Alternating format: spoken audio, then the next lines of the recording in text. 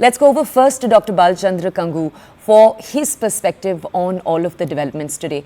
Doctor, I just want to understand from you. The CPIM statement is not surprising at all, of course, for the average media viewer. We know that this is what the CPIM believes, and they've made several statements hinting at this in the past too. But Doctor, I do want to ask you, the I.N.D.I.A alliance knew that a complex issue like this, where different parties had different views, this could be played out for controversy. I do want to understand from you, sir, when the I.N.D.I.A met just a few days ago, did this topic come up? Did the alliance discuss how to approach it? I could not hear you properly, but I would like to reply from what I heard. Okay. See, you are more focusing on the differences of India alliance, but the parties are different. And all the parties have their own ideologies. So the differences are bound to be there. But on one point they are together. And what is that? The economy under Modi government is not doing well. And at the same time, the constitutional values like secularism, democracy, human freedom, everything are being compromised. And hence, it is necessary in the interest of the Indian people that this government should go. So therefore, India alliance may have differences, but they have some commonalities also. Therefore, one has to see. As far as the left is concerned, the issue of Ram Mandir and Babri Masjid has always been an issue of politics mixing with religion. Left is always against that. Left is for a secularism where the state does not have any religion. And state should not have any religion. That is what our contention was. And therefore, we had always opposed the movement started for politicalization of this Ram Mandir Babri Masjid issue.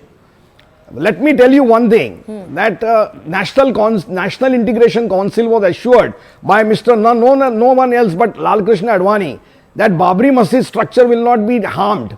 But on 6 December 1992, we have seen what happened. The structure was demolished and in the daylight, and not a single person has been punished so far. So that is an affront to the secular credentials of the country. And therefore, I believe that this movement is a very important movement for us. This Ram Mandir Babri Masjid issue has been issued to make India a non-secular country and to make it a cultural nationalism which was not there during the Indian national movement, which we had always opposed. It was the Muslim League which wanted to bring the cultural nationalism, and therefore they had Pakistan. But it was opposed by all the Indians basically who were leading the national movement that time. And therefore, we believe strongly that this approach of the BJP government and RSS Vishwa Hindu Parishad to communalize the whole issue and to create a problem for Indian polity and Indian politics is a dangerous strain, and in future that has a lot of problems for us. Okay. All right. Doctor, just stay with us. I'm going to go over to each of our panelists to get their first initial views. Then I'll come back to you with more questions. Let's go over to the spokesperson from the BJP who's with us. Mr. Sinha is with us tonight. Tuheen, I just want to ask you, part of what Sir said resonated right now with an earlier statement we heard from Jairam Ramesh in the afternoon. Jairam Ramesh essentially said, look, there is strength in diversity. We are not saying we agree on different things. We only agree on our political imperative. We differ in many ways. I just want to ask you, Tuheen, what does the BJP make of that perspective, that approach? And I want to ask you, because this is the other counterpoint that we've heard some opposition leaders say, that look, the N.D.A has had differing ideas many times. Take, for example, the farm laws, where you had certain Punjabi parties that didn't agree with the BJP's approach. Isn't that one example of different approaches existing in an alliance? Well, good evening, Toya. Good evening, everybody. You know, this is a historic occasion, not only for India, but for the entire world, where after 495 years after a temple was brutally, assaulted by Babur, it has been resurrected through a process of law.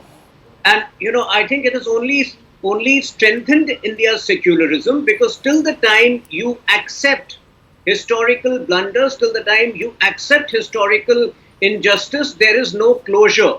Why do we run away from historical, facts? Why do we run away? Why do we brush under the carpet that 40,000 temples in this country had been destroyed by, acts of savagery by certain Mughal rulers?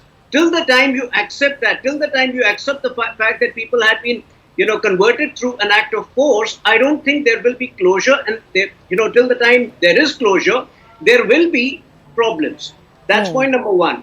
Point number two, I want to remind the Congress party that it was Rajiv Gandhi who had allowed Shilanyas way back in November 1989. In fact, he started his 1989 election campaign on 3rd of November 1989 from Ayodhya.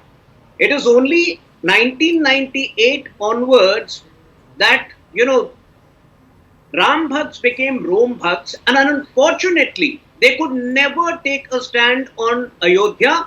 On the contrary, through their lawyer, Kapil Sibal, who was then a part of the Congress party, they tried their best to stall a judgment in the case for the longest period of time possible. Okay. So, today I think the Congress party is filled with remorse. Today they are filled with guilt because they have, they know that they have committed a historical blunder by not accepting the fact that the temple was destroyed. And they don't know how to react. That explains why I.N.D.A. Alliance has been talking in differing voices. Hinduism is a way of life. This is something the Supreme Court has very clearly said in one of its 1995 judgment. And Ram is for everybody. Anybody, who turns down the invitation has a problem with Ram Rajya, which is the most eternal concept of social justice, which is the most eternal concept of a social welfare state. So let me just ask you, Mr. Sinha, because I want to quickly summarize what you've said before we move on to the other two panelists that we have with us. You're essentially arguing, of course, yes, there are different voices coming out from the I.N.D.I.A, but you're saying that the Congress in particular is operating from a place of guilt, if I am correct.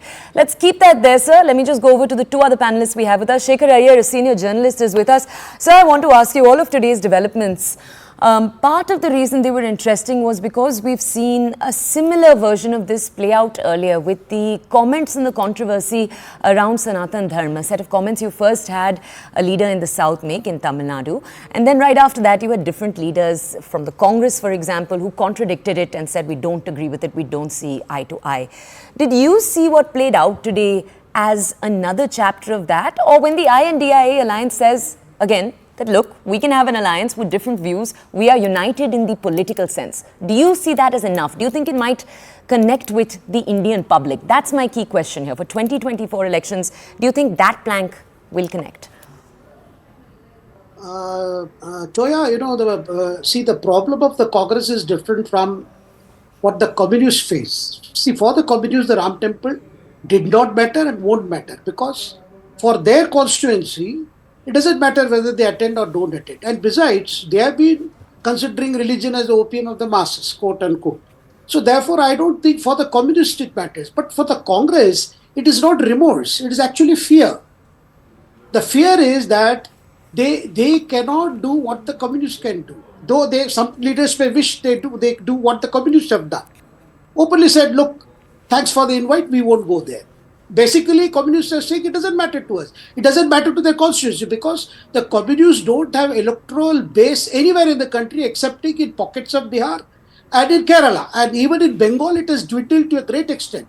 And that they are in alliance with the Congress there. So it's only the problem for the Congress. Congress problem is to go or not to go. Because if they don't go, then what will happen is, then they'll be seen as, not celebrating something that the Hindus have long waited for, and on the basis of a Supreme Court judgment. See, with the Supreme Court judgment, Congress took the position that we welcome the judgment and that it's a full stop to all that has happened before. But subsequently, the problem is, like for instance, Sonia Gandhi. The Sonia Gandhi has been, if you notice, she has never been to any temple since she used to go to temples with her husband, former Prime Minister Rajiv Gandhi. Since then, she has never made any Chunavi trips. She has never been to temples. Well, Rahul Gandhi and Priyanka have done. So Sonia herself is not keen. She has been several times to Varanasi, but she has never made it to Vishwanath Mandir. That's as a matter of a personal belief. So that is different. But the Congress cannot ignore the invite. So it's possible the Congress will send somebody, but at the same time, it will appear half-hearted, because they are in and they are also today, they have benefited from a consolidation of minority votes in Karnataka and Telangana. And they would like that to continue. So they would like to appear as if they are going gaga over the Ram Temple. So that is something they will avoid, yet they will have a token presence. That's what I feel. That's what you're predicting.